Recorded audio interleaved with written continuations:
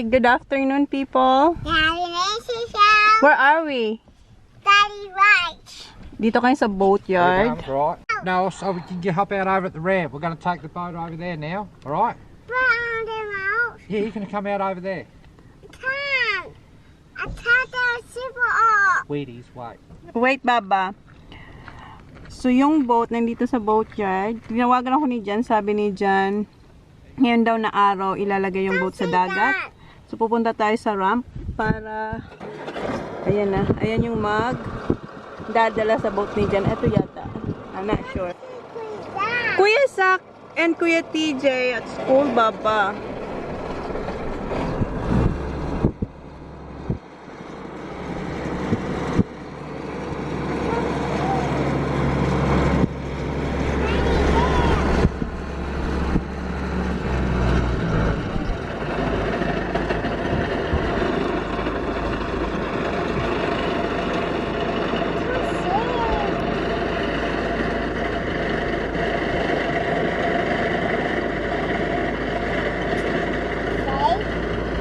Wait, Baba. Look at the boat, Baba.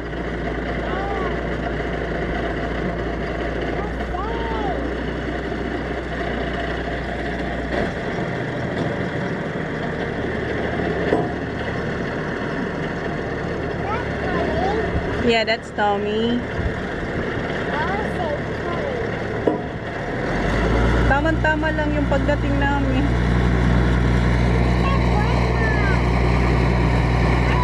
Bye, boat. Yeah, it's moving.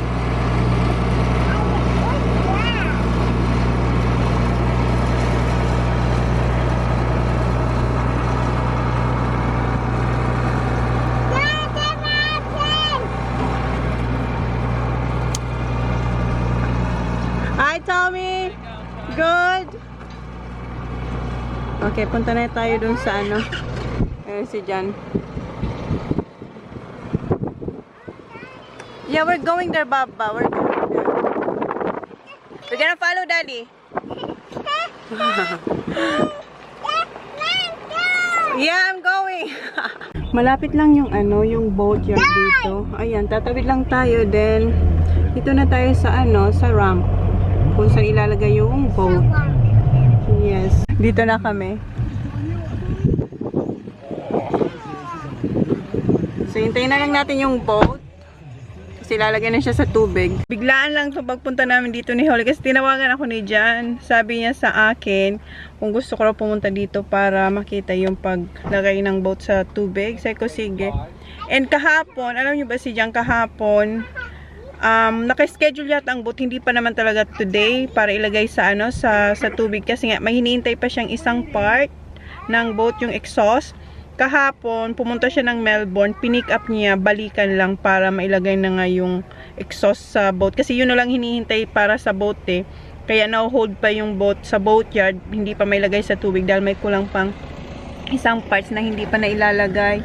And yun nga, yung exhaust. So kahapon, as in, balikan si Jan, 5 hours to 10 hours siya nag-drive. Pinick up niya lang talaga yung exhaust, then balik siya.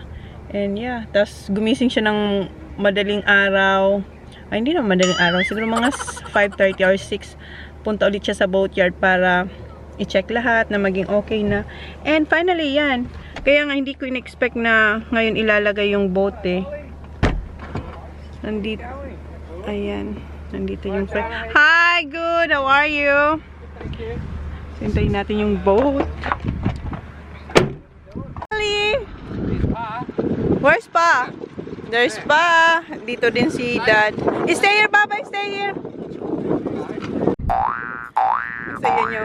Ang tagal namin hindi nakita sila, Dad, kasi nga nagkasakit sila. Mayroon silang influensya. Say hi, Pa.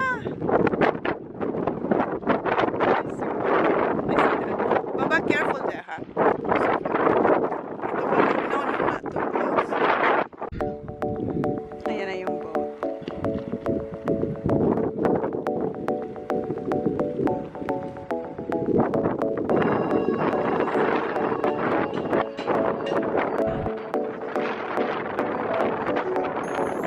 May ginagawa.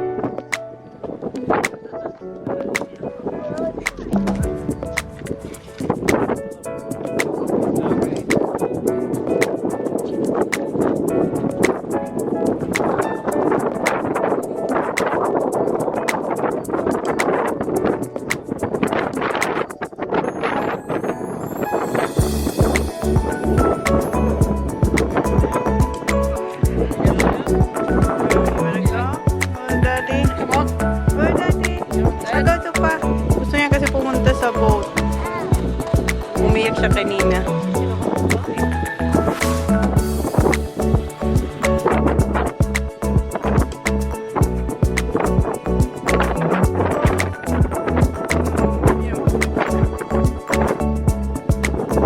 See ya, Papa!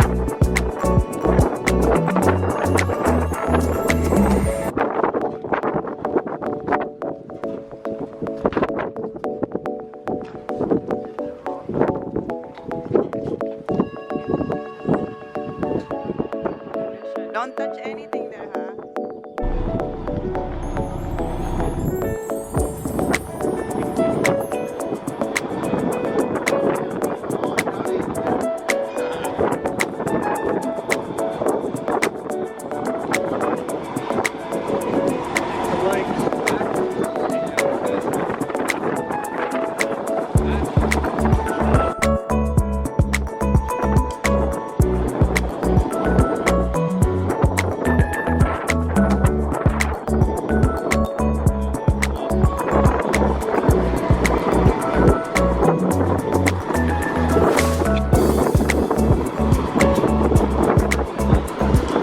Hirapan silang tanggalin yung ano, yung tubig.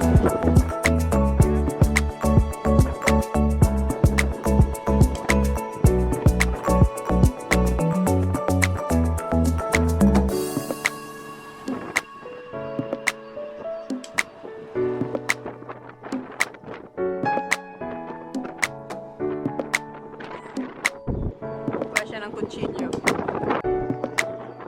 Putulin na lang nila kasi hindi matanggal.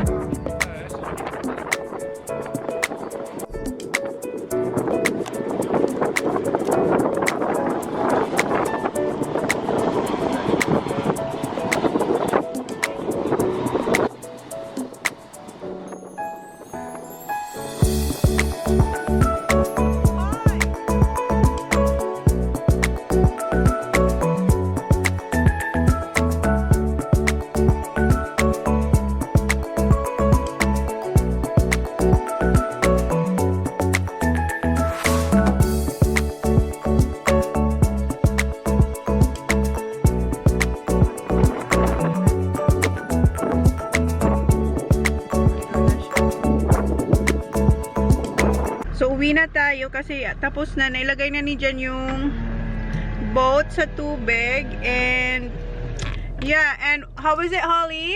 Good. That was good? And that's a fun. That was so fun. Sumakay kasi siya sa boat. Tapos, binaba rin siya. Kasi nga, si Jan, i-check pa yung boat. Nandun siya sa boat. I-check niya pa kung okay yung ano. Kung okay ba yung boat. Kung ready na talaga. Pero ready na yun for sure. And balik tayo dito pag niload na ni Jan yung mga pots para makita nyo rin. So, uwi na kami. And balik tayo dito. Yun nga, pag niload na ni Jan yung mga pots. Okay, bye! Say bye, Baba! Bye-bye.